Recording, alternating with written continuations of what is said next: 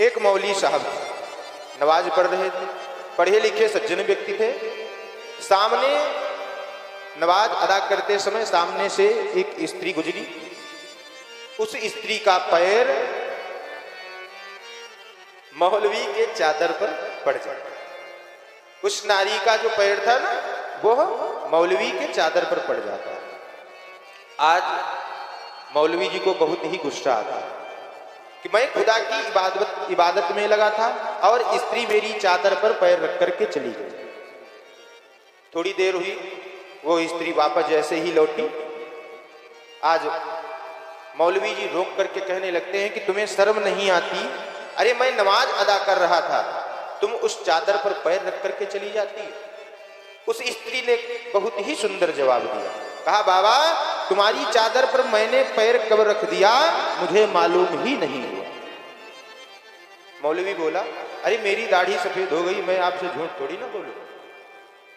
आज उस स्त्री ने कहा, अरे बाबा तुम नमाज अदा कर रहे थे ना, लेकिन आपका मन एकाग्र नहीं था, और मैं जब यहां से गुजरी तो मैं अपने प्रेमी से मिलने का मैंने समय दिया था। मेरा मन मेरे प्रेमी से जुड़ा हुआ था कि कहीं देर न हो जाए, इसलिए हमने अनजाने में आपकी चादर पे पैर रख दिया, क्योंकि मेरा मन एकाग्र था। मैं कहीं जा रही थी, मैंने किसी को समय दिया था, क्योंकि मेरा मन एकाग्र था, मेरा तार कहीं अलग ही जुड़ा हुआ था, मुझे क्षमा कर दीजिए। आज वो मौलवी कहने लगता है कि मुझे क्षमा कर दीजिए। आज वो स्त्री कहती है, तुम खुदा की कैसी इबादत कर रहे हो?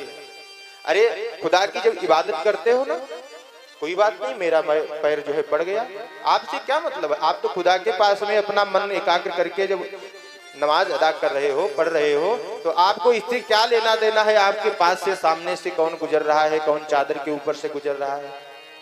इसका मतलब आपको नमाज पढ़ने का और खुदा से संबंध जोड़ने का, तार जोड़ने का आपको पता ही नहीं है कि किस प्रकार से भगवान से, खुदा से तार जोड़ा जाता है। इसका मतलब है कि आपका मन उस खुदा की इबादत में नहीं लगा हुआ था। आज वह मौलवी उस स्त्री के तुरंत ही चरणों में गिर जाता है, कहने लगता है कि आपने बहुत ही सुंदर शिक्षा दी है।